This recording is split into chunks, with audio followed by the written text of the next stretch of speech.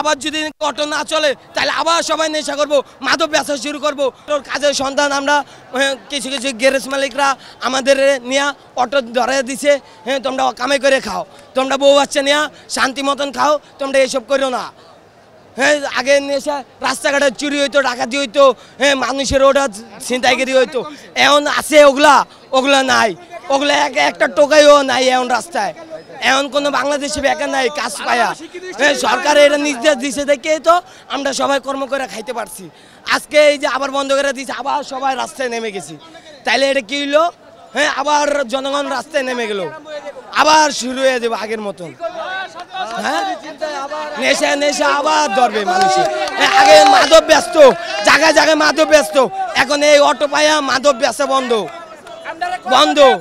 হ্যাঁ এখন আবার যদি বন্ধ করে দেয় অটো, তাহলে কেউ মাদক বেচবে, কেউ চুরি করবে, কেউ ডাকাতি করবে, কেউ পকেট মারবে, কেউ বাসের জালনা দেওয়া মোবাইল ছিনতাইগিরি করবে, এইসবই হবে আগের মতন। এখন এটা বন্ধ অটো পায়া। হ্যাঁ এখন আমরা হয়তো কাজের সন্ধান খুঁজা বাইর করে দেন, আমরা কিস্তি 2 লাখ গাড়ি কিনছি, সরকার আমগো গাড়ি নিয়ে যাক, আমরা এটা মেনে নেই, ঠিক আছে।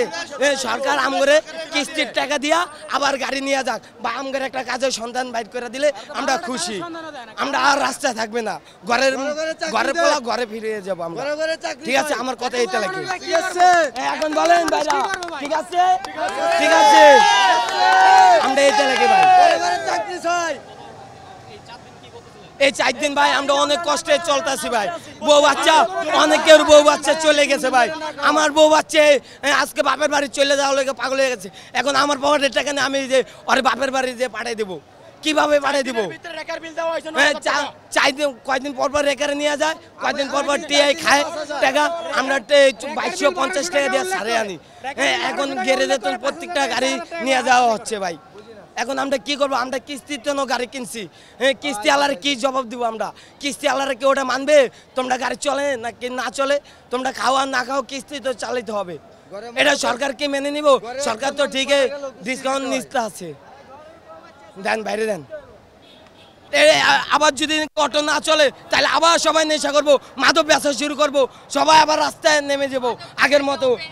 মাদক বেচবো কোনো পুলিশে অটো, মাদক যদি বৈধ হয় তাহলে অটো বৈধ।